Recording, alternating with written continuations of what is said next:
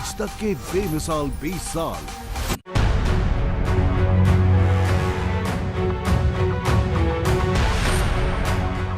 दो 2016 से पहले ये कोई सोच भी नहीं सकता था कि डंके की चोट पर एक सर्जिकल स्ट्राइक की जा सकती है, दुश्मन की सरहद को पार करके आतंकी अड्डों को ध्वस्त किया जा सकता है। कोई नहीं सोच सकता था कि बालाकोट एयर स्ट्राइक्स जैसी चीजें हो सकती हैं, क्योंकि एक सवाल सबके मन में होता था कि अंतर्राष्ट्रीय समुदाय क्या कहेगा अगर ये पता चलेगा कि सीमा को पार किया गया है। लेकिन आतंक की लड़ाई है, अपनी जमीन को महफूज रखना है, तो किसी तरह का कोई कॉम्प्रोमाइज कभी नहीं।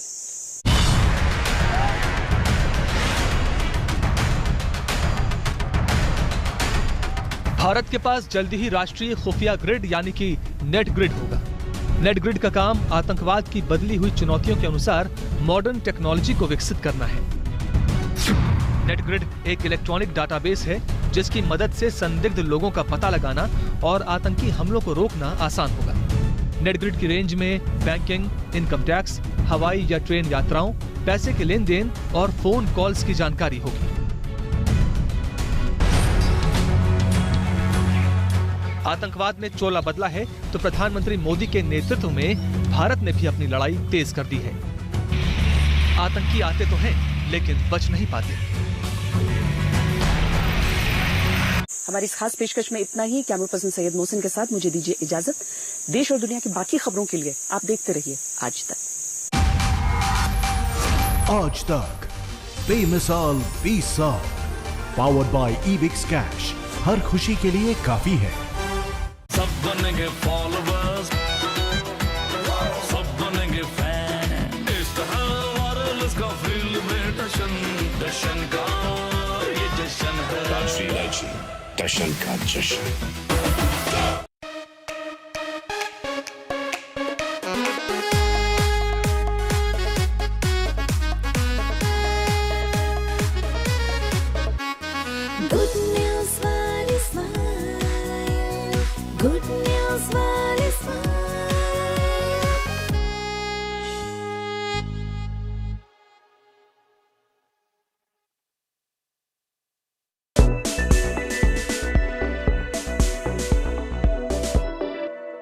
बदलती परिस्थितियों के बीच कोरोना वैक्सीन के बूस्टर शॉट्स जल्द ही लोगों को कोरोना महामारी के विरुद्ध ज्यादा से ज्यादा सुरक्षा हासिल करने के लिए जरूरी हो जाएंगे। यह दावा किया है अमेरिका के शीर्ष संक्रामक रोग विशेषज्ञ डॉक्टर एंथनी फाउची ने। उन्होंने रविवार को फूड एंड ड्रग एडमिनिस्ट्रेशन यानी कि एफडीए के पैनल की तरफ से 16 साल और उससे ज्यादा उम्र के लोगों में तीसरी डोज के व्यापक उपयोग को खारिज किए जाने के बाद कहा, फाइजर ने यूएस एफडीए को 52 पेज के प्रेजेंटेशन में यह प्रस्ताव दिया, जिसमें हाल ही में इजराइल के अध्ययन के आंकड़े भी शामिल किए गए। यहां यह दिखाया गया था कि इंजेक्शन के बाद कोरोना वैक्सीन की बूस्टर डोज 60 साल से अधिक उम्र के वयस्कों में संक्रमण और गंभीर बीमारी दोनों को रोक सकती है। इसे अमेरिकी राष्ट्रपति जो बाइडेन के प्रशासन का भी समर्थन हासिल था। हालांकि पैनल ने 65 साल और उससे ज्यादा उम्र के लोगों के लिए फाइजर के कोरोना वैक्सीन के बूस्टर शॉट को मंजूरी दे दी है।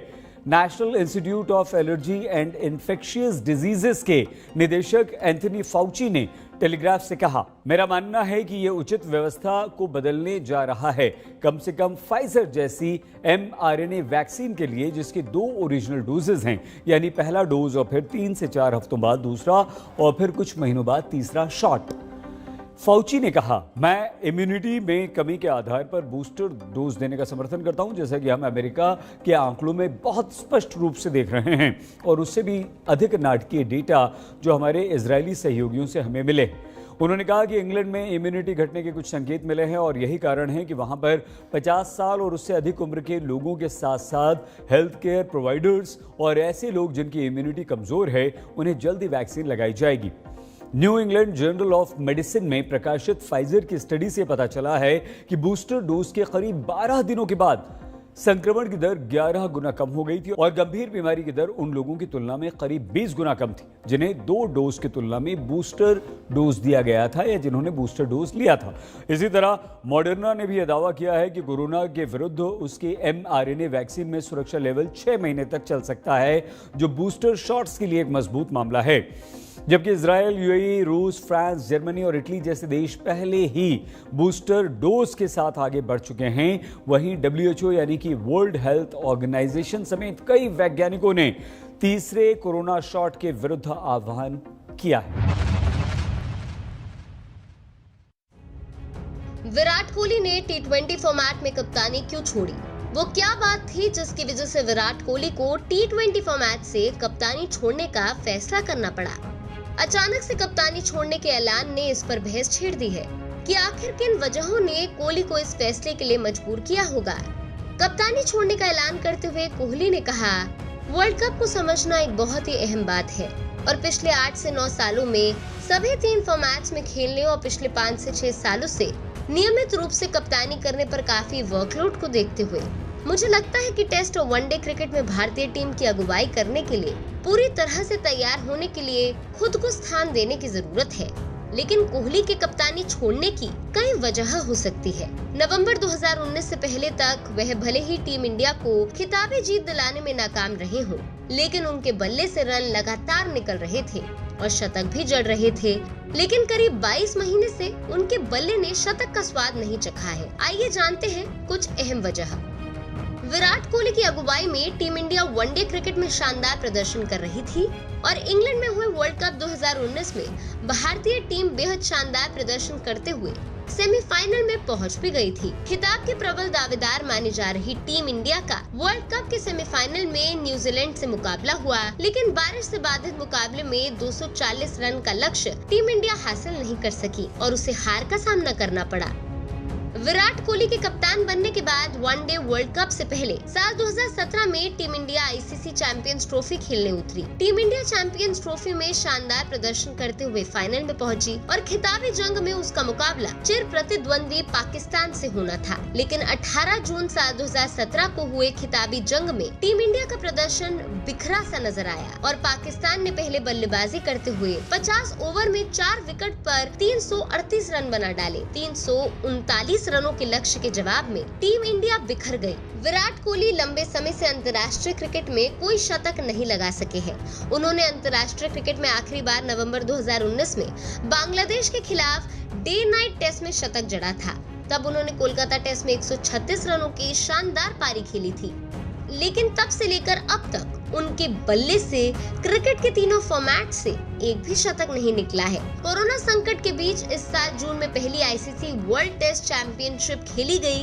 विराट कोहली की कप्तानी में शानदार प्रदर्शन करते हुए team India world test championship के फाइनल में पहुंची और जहां उसका मुकाबला न्यूजीलैंड की टीम से हुआ। न्यूजीलैंड ने एक तरफा मुकाबला में भारत को 8 विकेट से हरा दिया और इस हार के साथ ही कोहली का आईसीसी खिताब जीतने का सपना तीसरी बार टूट गया। Virat Kohli Indian Premier League में शुरुआत से ही खेल रहे हैं और साल 2008 से ही रॉयल चैलेंजर्स बेंगलुरु की टीम के साथ जुड़े हुए हैं। डैनियल विटोरी के रिटायरमेंट के बाद कोहली 2013 में रॉयल चैलेंजर्स बैंगलोर के कप्तान बने, लेकिन वह टीम को अब तक कोई खिताब नहीं दिला सके हैं। साल 2013 में उनकी कप्तानी में आरसीबी 5वें स्थान पर रही थी। 3 साल बाद कोहली की कप्तानी में रॉयल चैलेंजर्स बेंगलुरु साल 2016 के लीग में फाइनल में पहुंची थी, लेकिन तब खिताब नहीं जीत सकी। कोहली बल्ले से लगातार रन बनाते रहे, लेकिन टीम को खिताब नहीं दिला सके। इसके बाद टीम फिर कभी फाइनल में नहीं पहुंच सकी।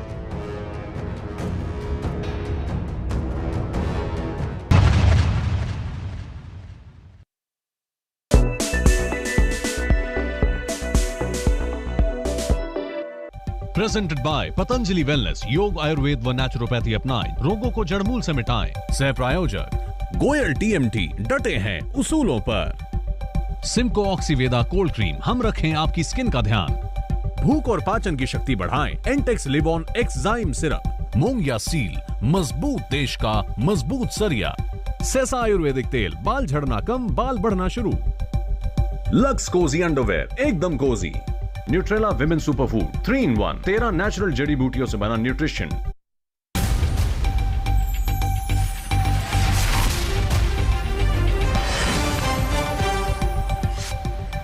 अफगानिस्तान का नाम लेकर पाकिस्तान और चीन पर पीएम मोदी का सीधा हमला। यूएन महासभा में कहा, आतंकवाद के लिए ना हो अफगान जमीन का इस्तेमाल। दुनिया में विस्तारवाद पर लगाम भी जरूरी। यूएन में ऐतिहासिक संबोधन के बाद प्रवासी भारतीयों के बीच पहुंचे प्रधानमंत्री। न्यूयॉर्क में गूंजा मोदी मोदी का नारा। भारत के लिए रवाना हुए पीएम। ग्लोबल सिटीजन कार्यक्रम में पीएम मोदी ने दिया कोरोना से जीत का मंत्र, कहा साथ लड़ने का हमारा साझा अनुभव हमें और मजबूत बना रहा है। इस कॉन्फ्रेंस में हिस्सा लेने रोम जाने की ममता को इजाजत नहीं, केंद्र की दलील सीएम की भागीदारी स्थिति के अनुरूप नहीं। ममता बोली जलन की वजह से लिया गया है फैसला। यूपी के प्रतापगढ़ में बीजेपी और कांग्रेसी कार्यकर्ताओं में जमकर मारपीट, जान बचाकर भागे बीजेपी सांसद संगम लाल, जन आरोग्य मेले में बवाल।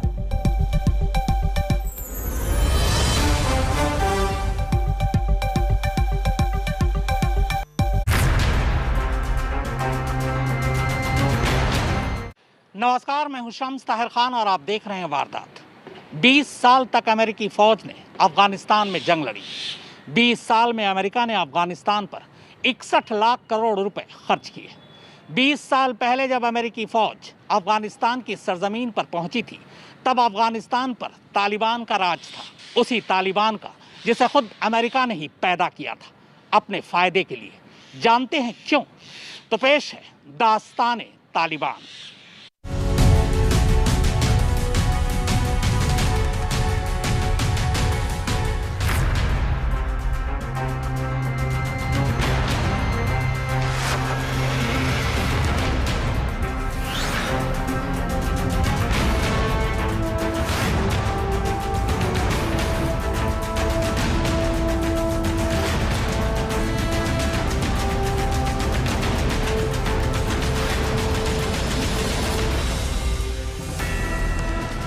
अफगानिस्तान की पहाड़ी और पथरीली जमीन की तपिश ने एक बार फिर पूरी दुनिया को झुलसा दिया है। अफगानिस्तान के करीब 4.25 करोड़ की आबादी के सामने 2021 में 1998 की तस्वीर एक बार फिर जिंदा उठी।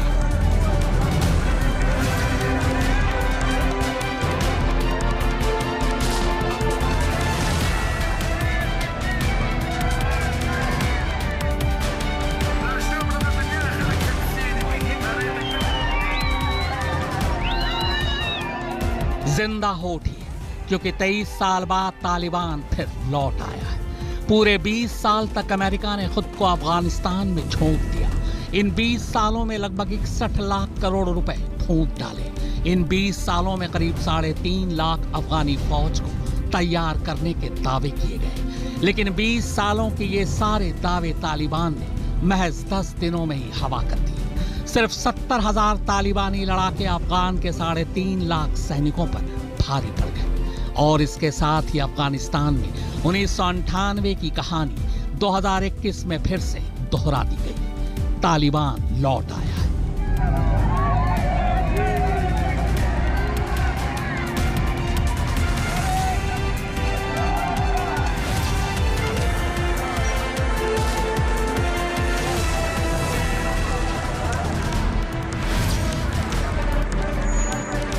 पर सवाल यह है कि 20 साल से सोया तालिबान अचानक कैसे जागा? 20 साल से सोया तालिबान बिना खून खराबे के काबुल के राष्ट्रपति भवन तक कैसे पहुंच गया?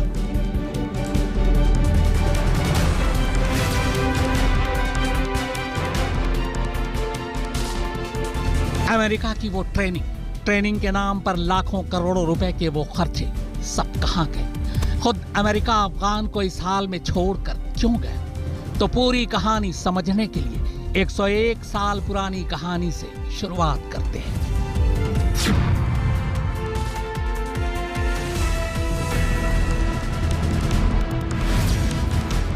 अंग्रेजों की गुलामी से अफगानिस्तान आजाद हो चुका था।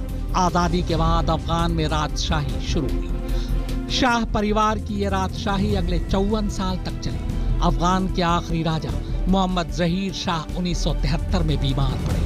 इलाज के लिए इटली गए, लेकिन उनके इटली जाते ही उन्हीं के सेनापति दाऊद खान ने तख्ता पलट कर दिया और खुद को अफगान का प्रधानमंत्री घोषित कर दिया।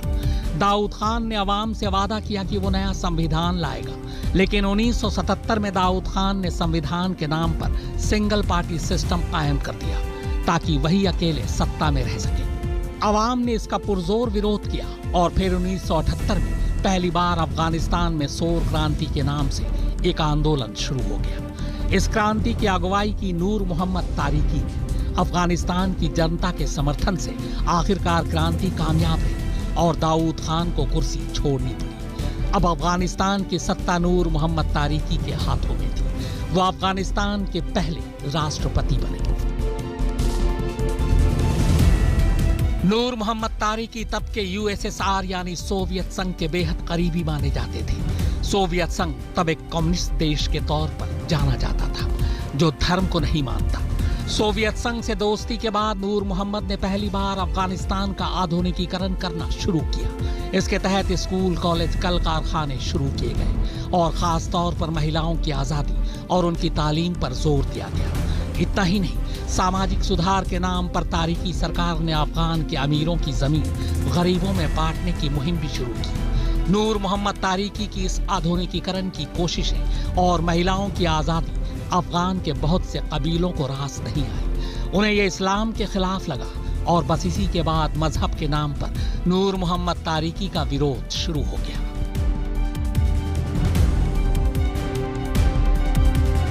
ये वो दौर था जब अमेरिका और सोवियत संघ के बीच कोल्ड वॉर चल रहा था। नूर मोहम्मद तारिकी का इस्तेमाल कर सोवियत संघ अफगानिस्तान में अपनी पैठ बना रहा था, तो वहीं ठीक उसी वक्त अमेरिका आधुनिकीकरण के नाम पर ईरान में अपनी पहुंच बना रहा था। अफगानिस्तान में सोवियत संघ के बढ़ते दबदबे को देखते हुए अमेरिका ने भी अफगान में अपनी ताकत आजमाने का फैसला किया। उसने मजहब के नाम पर नूर मोहम्मद तारिकी का विरोध कर रहे अफगानी मुसलमानों को भड़काना शुरू कर दिया। इस काम के लिए अमेरिका ने CIA की मदद से नूर मोहम्मद तारिकी के विदेश मंत्री हफीजुद्दीन अमीन को अपने साथ मिला लिया। अब हफीजुद्दीन अमीन की आड़ में अमेरिका ने नूर मोहम्मद तारिकी की सरकार को मुस्लिम विरोधी साबित करना शुरू कर दिया। विरोध को हवा देने के लिए अमेरिका ने हफीजुद्दीन अमीन को आगे कर अफगान के लोगों को मुजाहिदीन बनने के लिए प्रेरित करना शुरू किया। मुजाहिदीन यानी वो लोग जो धर्म के लिए लड़ते हैं। इस काम के लिए अमेरिका ने पाकिस्तान की भी मदद ली। मुजाहिदीन की ट्रेनिंग पाकिस्तान में होने लगी। हथियारों के लिए पैसे अमेरिका दे रहा था।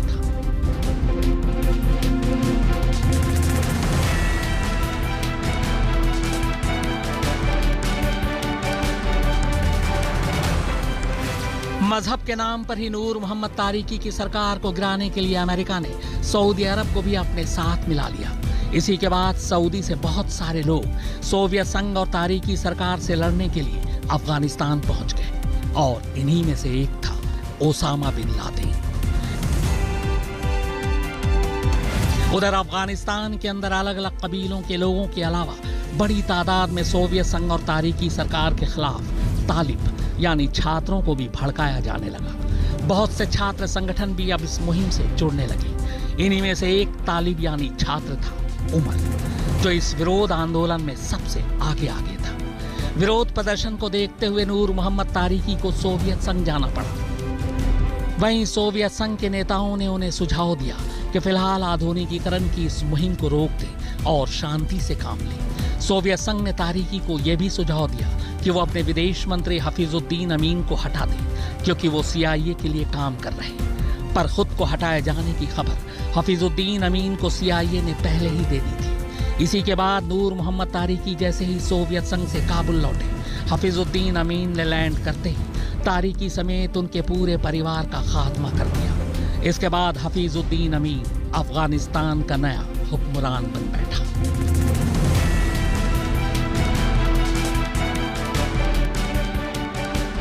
नूर मोहम्मद तारिकी की मौत से गुस्साए सोवियत संघ ने 25 दिसंबर 1989 को अपनी थल सेना के साथ अफगानिस्तान पर हमला बोल दिया। रूसी सेना ने काबुल में घुसकर हफीजुद्दीन अमीन को मार डाला। अफगान पर रूसी हमले के बाद अब अमेरिका को भी मौका मिल चुका था। अमेरिका ने मुजाहिदीनों को हवा दी और उन्हें रूसी सेना के खिलाफ लड़ने को उकसाया। इस काम के लिए अमेरिका ने मुजाहिदीनों को तमाम हथियार, पैसे और यहाँ तक कि मिसाइल तक दिए। रूस ने अफगान पर हमला तो कर दिया था, मगर पहाड़ी और पथरीली इलाके की वजह से रूसी सेना जल्द ही मुसीबत में आ गई। उनके लिए वहां टिकना आसान नहीं था। एयरफोर्स भी उनकी ज्यादा मदद नहीं कर पा रही थी। इधर मुजाहिदीन पूरी ताकत से रूसी सैनिकों से लड़ाई लड़ रहे थे। आखिरकार 10 साल की लंबी लड़ाई के बाद 15 फरवरी 1989 को रूसी सेना अफगान को उसके हाल पर छोड़कर वापस लौट गई। पीछे छोड़ गई एक कठपुतली सरकार।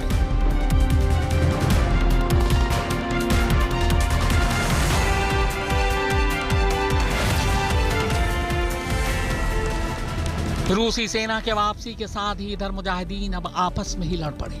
मुजाहिदीनों ने अपने अपने इलाकों और अपना अपना गुट बना लिया था। इसकी वजह से पूरे अफगानिस्तान में गृह युद्ध छिड़ गया। आम लोग परेशान हो उठे। धीरे धीरे गृह युद्ध में छोटे छोटे गुट हारते चले गए और जो विजयी बनकर उभरा वो था अफगानिस्तान के छात्रों का गुट, यानी तालिब। और तालिब में भी एक नाम जो सबसे ज्यादा उभर कर सामने आया, वो छात्र था जिसने रूसी सैनिकों से सीधा लोहा लिया था। यहां तक कि रूसी सैनिकों के साथ लड़ाई में एक बम धमाके के दौरान उसकी दाहिनी आंख खराब हो गई थी। जो रूसी सैनिकों की वापसी के बाद मैदान जंग से दूर एक मस्जिद में नमाज पढ़ाने लगा था, जिसकी वजह से लोग उसे मुल्ला भी बुलाने लगे थे। ये वही तालिब उमर था जो अब मुल्ला उमर बन चुका था।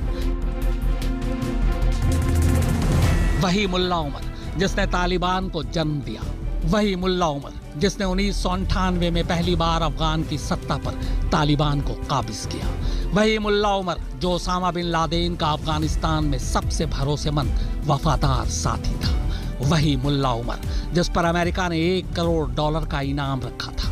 तालिबान को पैदा करने वाले मुल्ला उमर की 2013 में मौत हो चुकी है, लेकिन तालिबान 2021 में फिर से जिंदा हो उठा है।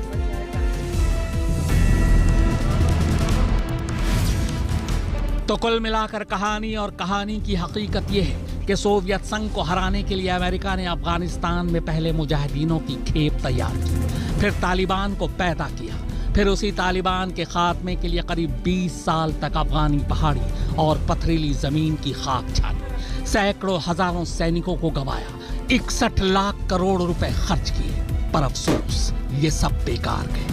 20 साल पहले तालिबान की सत्ता को उखाड़ फेंकने के लिए 2001 में पहली बार अमेरिकी सैनिकों ने अफगानिस्तान की सरजमीन पर कदम रखा था और अफगान की उसी सरजमीन पर 20 साल बाद एक बार फिर से तालिबान का कब्जा है।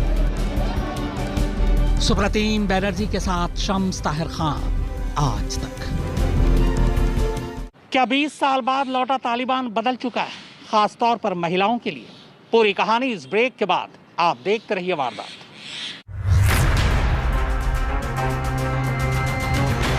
सब बनेंगे फॉलोवर्स, सब बनेंगे फैन। इस तरह वायरलेस का फील्ड में जश्न का ये जश्न है। राष्ट्रीय इलायची जश्न का जश्न। टेस्ट मैच, वनडे 2020 और सुपर ओवर के लिए G loves Pikachu.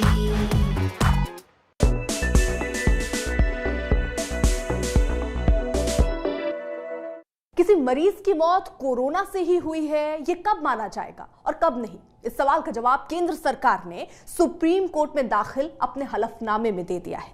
सरकार ने जानकारी दी है कि स्वास्थ्य मंत्रालय और Indian council of medical research यानी ICMR ने कोविड डेथ सर्टिफिकेट को लेकर गाइडलाइंस जारी कर दी है। इसके तहत अगर कोरोना रिपोर्ट पॉजिटिव आने के 30 दिन के भीतर कोई मौत हो जाती है तो उसे कोविड डेथ माना जाएगा। गाइडलाइंस के मुताबिक RT-PCR, मॉलिक्यूलर, रैपिड एंटीजन या किसी दूसरे टेस्ट से संक्रमण की पुष्टि होती है तो उसे कोविड केस माना जाएगा। सरकार ने बताया कि ICMR की स्टडी में पाया गया कि 95% मौतें रिपोर्ट पॉजिटिव आने के 25 दिन के भीतर हो जाती हैं। कोविड डेथ कब माना जाएगा?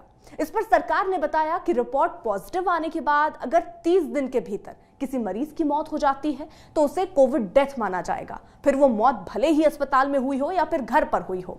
हालांकि सरकार ने यह भी कहा कि अगर किसी मरीज की मौत 30 दिन के बाद होती है तो उसे भी गाइडलाइंस के अनुसार कोविड डेथ ही माना जाएगा। गाइडलाइंस के अनुसार अगर किसी कोरोना मरीज की मौत जहर से, आत्महत्या से, हत्या से या किसी दुर्घटना से हो जाती है तो उसे कोविड डेथ नहीं माना जाएगा। सरकार ने बताया कि अगर किसी कोरोना मरीज की घर या अस्पताल में मौत होती है तो registration of birth and death act 1969 की धारा 10 के तहत जो फॉर्म 4 और 4A में जारी किया जाएगा उसमें मौत का कारण कोविड-19 डेथ लिखा होगा। सरकार ने बताया कि रजिस्ट्रार जनरल ऑफ इंडिया इसको लेकर जल्द ही सभी राज्यों और केंद्र शासित प्रदेशों के चीफ रजिस्ट्रार के लिए जरूरी गाइडलाइंस जारी करेंगे। गाइडलाइंस के मुताबिक अगर मृतक के परिजन डेथ सर्टिफिकेट पर लिखे मौत के कारण से संतुष्ट नहीं होते हैं तो ऐसे में मामले में फिर जिला स्तर पर एक कमेटी बनाई जाएगी। इस कमेटी में additional district collector, CMO, medical college के प्रिंसिपल या मेडिसिन विभाग के हेड और सब्जेक्ट एक्सपर्ट होंगे जो कोविड-19 डेथ का आधिकारिक दस्तावेज जारी करेंगे। यानी सुप्रीम कोर्ट में जस्टिस एमआर शाह और जस्टिस अनिरुद्ध बोस की बेंच ने पिछले हफ्ते ही कोरोना से होने वाली मौतों पर मुआवजा और डेथ सर्टिफिकेट के मामले में हलफनामा दाखिल करने में देरी होने पर केंद्र सरकार को फटकार लगाई थी।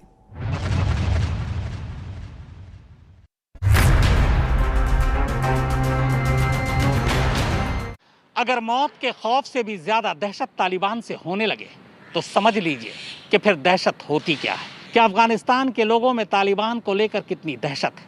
हालांकि तालिबान के लोग अब ये कह रहे हैं कि 20 साल पुराना तालिबान अब बदल चुका है। महिलाओं के अधिकार और महिलाओं की सुरक्षा के लिए अब वो वैसा कोई काम नहीं करेंगे जिसकी वजह से दुनिया भर में उनकी बदनामी हुई थी। पर क्या तालिबान सचमुच ऐसा करेगा? 25 साल पहले काबुल की सरजमीन पर तालिबान का ये सबसे खौफनाक चेहरा तब दुनिया ने पहली बार देखा था। काबुल पर कब्जा करने के फौरन बाद तब तालिबान ने अफगानिस्तान के तब के राष्ट्रपति नजीबुल्लाह को सरेआम सूली पर चढ़ा दिया था। ये तस्वीर आज 25 साल बाद भी काबुल के लोगों के जहन में चस्पा है और बस इसी वजह से 20 साल बाद लौटे तालिबान की दहशत काबुल के लोगों को फिर से डरा गई है। 96 से 2001 तक तालिबान ने तब शरिया कानून के नाम पर अफगानिस्तान में जो जुल्म ढाए थे उसकी डरावनी यादों से अब भी लोग डरे हुए हैं। पर सवाल ये कि 20 साल बाद लौटा तालिबान क्या 20 साल पहले के तालिबान से अलग होगा? तो इसका जवाब इस एक तस्वीर में कैद है। यह अफगानिस्तान का एक मशहूर न्यूज चैनल है, टोलो न्यूज। इस चैनल पर इस वक्त न्यूज एंकर के साथ तालिबान का एक बड़ा प्रवक्ता बैठा हुआ है। तालिबान के इस प्रवक्ता का नाम है सुहेल शाहीन। अब आप कहेंगे इस तस्वीर में ऐसी क्या खास बात है? तो जवाब आपके सामने है। तालिबान का एक प्रवक्ता एक न्यूज चैनल पर अफगानिस्तान की एक महिला एंकर के सवालों का जवाब दे रहा है। जी हाँ, महिला एंकर। बस इसीलिए तस्वीर बेहद अहम हो जाती है और शायद ये इशारा भी दे जाती है कि इस बार तालिबान कुछ बदला हुआ है। तालिबान के नेता और प्रवक्ता अब लगातार ये बयान दे रहे हैं कि वो महिलाओं के अधिकारों की हिफाजत करेंगे। पर जहां तक सजा देने के तरीके और शरिया कानून की बात है, तालिबान का रुख फिलहाल इस पर साफ नहीं है। आज तक ब्यूरो। तो वारदात में फिलहाल इतना ही, मगर आज तक पर खबरों का सिलसिला लगातार जारी। सब बनेंगे फॉलोवर्स, सब बनेंगे फैन। इस तरह वायरलेस का फील्ड में जश्न का ये जश्न है। राष्ट्रीय इलायची, जश्न का जश्न।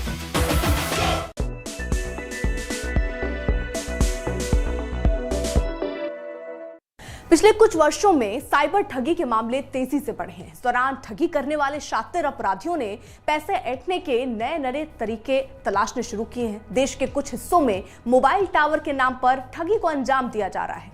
दरअसल इंटरनेट का इस्तेमाल बढ़ने से देश में मोबाइल नेटवर्क टावर भी तेजी से लगाए जा रहे हैं, लेकिन कुछ लोग इसी को हथकंडा बनाकर भोले भाले लोगों को ठग रहे हैं। टेलीकॉम की बड़ी कंपनियों के टावर लगवाने के नाम पर लोगों को मैसेज और ईमेल किए जाते हैं और फिर झांसे में आते ही उनसे लाखों रुपए ठग लिए जाते हैं। अगर आपके पास भी 5G या 4G टावर लगवाने को लेकर कोई मैसेज या ईमेल आया तो फिर सावधान हो जाएं। आप भी ठगी के शिकार हो सकते हैं। ठग बकायदा मेल या फिर मैसेज के माध्यम से 5G और 4G टावर लगवाने के संदर्भ में फर्जी दस्तावेज तक लोगों को भेज रहे हैं ताकि उन्हें गुमराह किया जा सके। अगर आपके पास भी ऐसे दस्तावेज आए हैं तो फिर उसकी जांच करें। कई बार ठग किसी बड़ी प्राइवेट कंपनी के प्रतिनिधि बनकर फोन करते हैं। फोन में वो लोगों को अपनी छत के ऊपर या फिर कहीं खाली पड़ी जमीन पर मोबाइल टावर लगवाने का ऑफर देते हैं। इसके तहत हजारों रुपए महीने भुगतान का फर्जी दावा भी किया जाता है। जब लोग झांसे में आ जाते हैं तो उन्हें टावर लगाने से पहले रजिस्ट्रेशन के नाम पर पैसे जमा करवाने के लिए कहा जाता है। पैसे जमा कराते ही लोग ठगी के शिकार हो जाते हैं और इसके लिए ठग किसी भी कंपनी का फर्जी